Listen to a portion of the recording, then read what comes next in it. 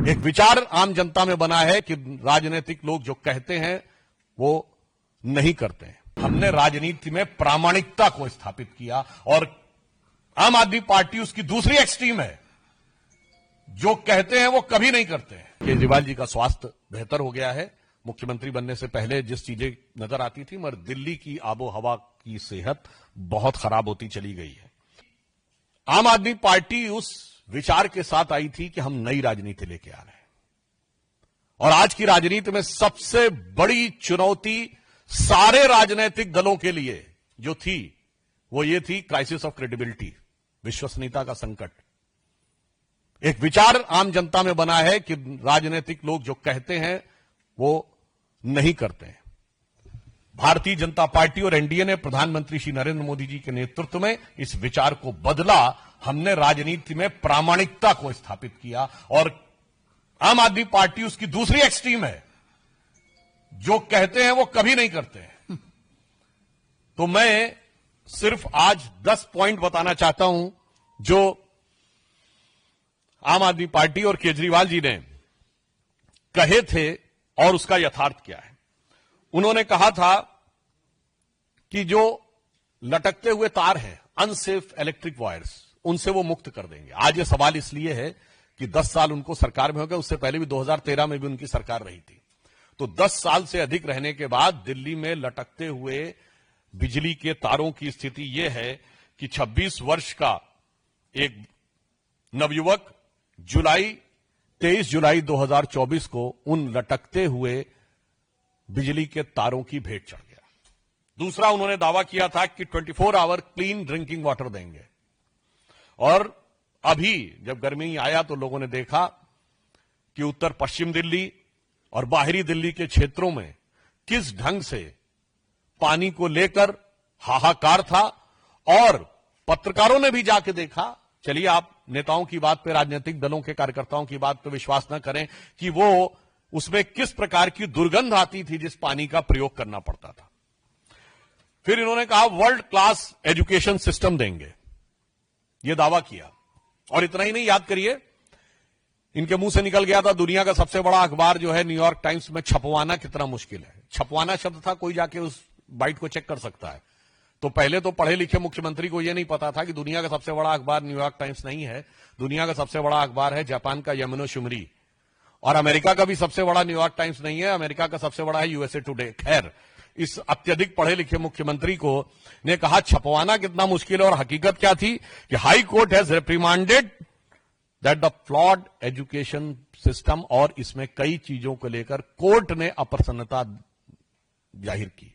यानी दावा ये और वास्तविकता ये। फिर इन्होंने कहा मेडिकल ट्रीटमेंट को बहुत इंप्रूव करेंगे, और वास्तविकता यह थी कि कोविड के दौरान क्या हाहाकार मचा, और उस हाहाकार के ऊपर ध्यान देने की बजाय प्रचार के ऊपर सारा ध्यान था।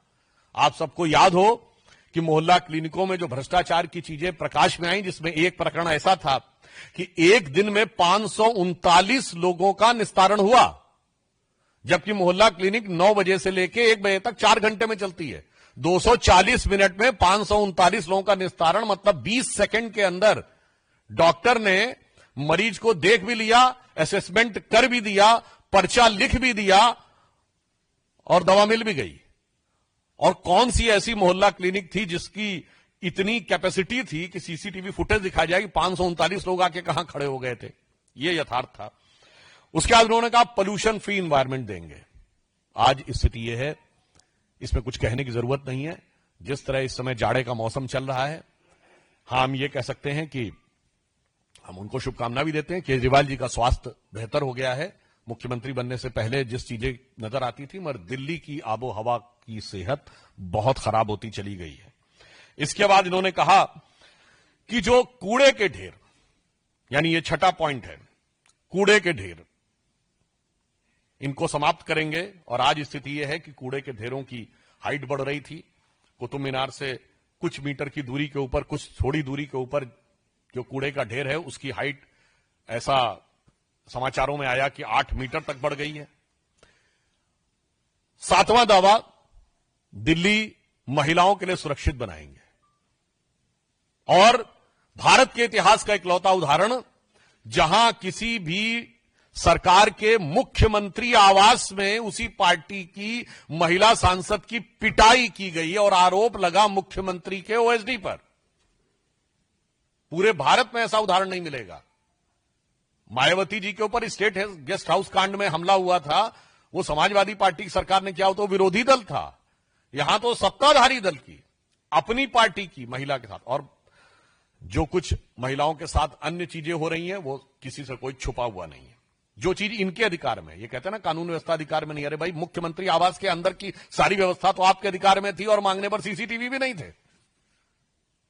अब आप देखिए, अगला इनका था कि कच्ची कॉलोनीज जो हैं उनको बेसिक इम्यूनिटी, जो मूलभूत सुविधाएं हैं, उनसे युक्त कर देंगे। संगम विहार में जिस प्रकार की चीजें देखने को मिली उससे बहुत साफ है कि यह दावा बिल्कुल यथार्थ के धरातल पर चूर चूर होता नजर आ रहा है।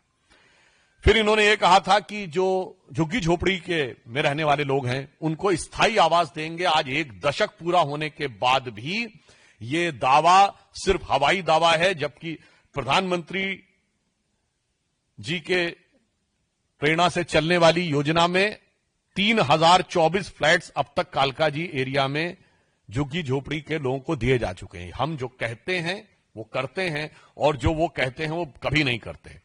अब यमुना की सफाई, आप सभी को पता है, उनका वीडियो भी अवेलेबल है कि यमुना की सफाई कैसी करेंगे कि वो नहा के दिखा देंगे। और आज स्थिति है कि वो पास जाने में भी हिचकते हैं। यमुना की झाग वाली फोटोएं आप सब ने देखी। अतः ये 10 पॉइंट हैं जो हम लोगों ने कहे कि केजरीवाल जी के दावे। 1, बिजली के तार। दूसरा, क्लीन ड्रिंकिंग वाटर। तीसरा, वर्ल्ड क्लास एजुकेशन सिस्टम। चौथा, स्वास्थ्य की बेहतर सुविधाएं। 5वां, पर्यावरण प्रदूषण। 6ठा, गंदगी के ढेर। 7वां, महिला सुरक्षा।